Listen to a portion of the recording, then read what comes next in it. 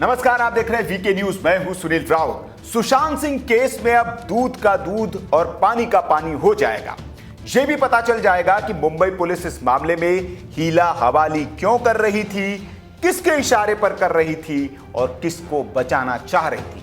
क्योंकि लंबी लड़ाई के बाद और कई लोगों की मांग के बाद आखिरकार सुशांत केस की सीबीआई जांच शुरू हो चुकी है और सीबीआई ने इस मामले में तत्परता दिखाते हुए एसआईटी का गठन भी कर दिया है। और इस मामले में सीबीआई ने पहली कार्रवाई करते हुए 6 लोगों के खिलाफ मामला दर्ज कर लिया है। आपको बता दें कि सुशांत सिंह की कथित आत्महत्या के बाद कई सवाल उठे थे। पुलिस की जांच सवालों के घेरे में आई। उनके बर्ताव ने शक को और गहरा किया। जैसे जैसे दिन बीतते गए इस मामले में नए नए खुलासे होते गए और मामला राजनीतिक भी हो गया। बीजेपी के एक बड़े नेता ने इस मामले का लिंक शिवसेना से जोड़ दिया। रिया मर्डर केस से भी सुशांत केस लिंक हो गया। कहा गया कि रिया का सामूहिक बलात्कार हुआ था और उसके बाद बारे में सुशांत को सब कुछ पता था और वे उन लोगों को बेनकाब करने वाला था, इसलिए सुशांत को मार दिया गया। लेकिन सच क्या है किसी को नहीं पता। अब पूरी उम्मीद सीबीआई से है कि वे इस राज से पर्दा उठाएंगे और अब धीरे धीरे कई राज बेपर्दा भी होने लगे। रिया चक्रवर्ती, जिन्हें लेकर सुशांत के पिता ने अपनी शिकायत दर्ज करवाई है, उन पर शिकंजा कसता जा रहा है। ईडी के बाद अब सीबीआई ने भी इस मामले की जांच मिलने के बाद अपनी कार्रवाई शुरू कर दी है। सीबीआई ने इसके लिए स्पेशल टीम का गठन कर दिया है। सीबीआई की इस टीम में आईपीएस मनोज शशिधर, डीआईजी गगनदीप गंभीर और एसपी नुपुर प्रसाद शामिल हैं। ताजा अपडेट के मुताबिक इस मामले में जांच एजेंसी ने 6 आरोपियों के खिलाफ मुकदमा दर्ज कर लिया है, जिनमें रिया चक्रवर्ती और उनके भाई शौमिक का नाम शामिल है।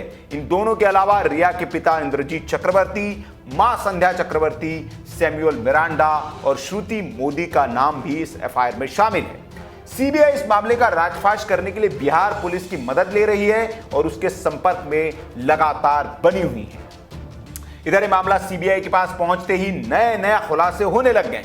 अब रिया चक्रवर्ती की कॉल डिटेल्स का खुलासा हुआ है। इस कॉल डिटेल से पता चलता है कि रिया चक्रवर्ती सुशांत को उनके परिवार से दूर करने की कोशिश में लगी थी और उनके जीवन से जुड़े फैसले खुद लेने लगी थी। इंडिया टुडे की एक रिपोर्ट के मुताबिक रिया ने सुशांत को 20 से 24 जनवरी के बीच 25 कॉल किए थे, क्योंकि वो इस बीच अपनी बहन रानी से मिलने चले गए थे और रिया चाहती थी कि सुशांत अपने परिवार से ना मिले। सुशांत ने पिछले साल नवंबर में अपनी बहन से मदद मांगने के लिए उसे फोन कॉल भी की थी। तीनों बहनें और सुशांत उस वक्त चंडीगढ़ जाने को तैयार थे।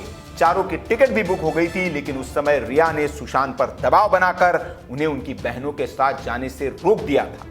बाद में तंग आकर दिसंबर 2019 में सुशांत को अपना नंबर बदलना पड़ा। सुशांत ने अपने नए नंबर से अपनी बहन को दिसंबर में फिर कॉल किया। उन्होंने बताया कि रिया और उसका परिवार उन पर मेंटल हॉस्पिटल में भर्ती होने के लिए दबाव डाल रहा है, लेकिन वे वहां नहीं जाना चाहते हैं। उन्होंने यह भी बताया कि वे मुंबई छोड़कर हिमाचल प्रदेश में कहीं जाना चाहते हैं। इसके बाद सुशांत एक दिन अपनी गाड़ी ड्राइव कर मुंबई से पंचकुला अपनी बहन रानी के पास अकेले ही चले गए। बहन के साथ सुशांत 20 से 24 जनवरी 2020 तक रहे। उन्होंने गाड़ी से यात्रा इसलिए की क्योंकि उन्हें गलत दवाई लेने की वजह से घुटन महसूस हो रही थी। इस बात का भी खुलासा हुआ है। वहां वे 2 दिनों तक रहे और उनकी हालत में थोड़ा सुधार भी आया। सिद्धार्थ पिठानी ने इस बीच रिया को सुशांत के चंडीगढ़ जाने के बारे में बता दिया। रिया ने फिर लगातार सुशांत को 25 कॉल किए और उन्हें धमकी देकर वापस बुला लिया। इसके बाद सुशांत 24-25 जनवरी के बीच मुंबई लौट आए। इस खुलासे के बाद साफ है कि रिया ही सुशांत की जिंदगी बर्बाद करने के लिए जिम्मेदार है और वो पूरी तरह से कोशिश में लगी हुई थी। अब सीबीआई इस बात का पता लगाएगी कि रिया ये किसके इशारे पर कर रही थी और वो सुशांत को पागल खाने क्यों भेजना चाहती थी। आपको बता दें कि रिया पर सुशांत के खाते से करोड़ों रुपए निकालने का आरोप भी है, जिसकी जांच ईडी कर रही है। और अभी सूत्रों के हवाले से खबर यह मिली है कि ईडी को भी इस मामले में कई सबूत हाथ लगे हैं। ईडी को सुशांत सिंह के 4 बैंक खातों की डिटेल पता चली है, जिसमें से 2 HDFC और कोटक में से रिया के खाते में पैसे ट्रांसफर होने की जानकारी भी लगी है। अब ईडी ने रिया चक्रवर्ती को समन जारी कर दिया है और उससे पूछताछ की जाएगी। ईडी के पास सवालों की लंबी फहरिस्त है और वो रिया से पूछेगी कि इतने पैसे आपके अकाउंट में क्यों ट्रांसफर किए गए।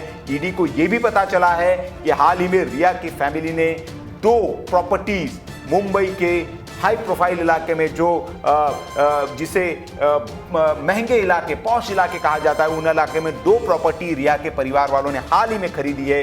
उसके लिए इतना पैसा उनके पास कहां से आया, उसके बारे में भी रिया से जानकारी लेगी ईडी। तो ये सवालों की लंबी फहरिस्त है और अब इस मामले में केंद्रीय एजेंसियों की जो सक्रियता है उसे देखकर हम कह सकते हैं कि इससे जल्द पर्दा उठ जाएगा कि सुशांत ने यह कदम क्यों उठाया या फिर उनका कत्ल किया गया था और इसके लिए कौन लोग जिम्मेदार हैं। तो अब सीबीआई की जांच शुरू हो चुकी है। ईडी ने भी अपनी जांच तेज कर दी है और उम्मीद करते हैं कि जल्द ही सुशांत की मौत का जो राज है वो बेपर्दा होगा और जो उसके गुनहगार है वो सलाखों के पीछे होंगे। तो इस खबर पर आपकी जो भी राय हो आप कमेंट बॉक्स में हमें बताएं। वीडियो अच्छा लगा हो तो लाइक करें, शेयर करें और ऐसी खबरों के लिए आप हमारे चैनल को सब्सक्राइब कर लीजिए।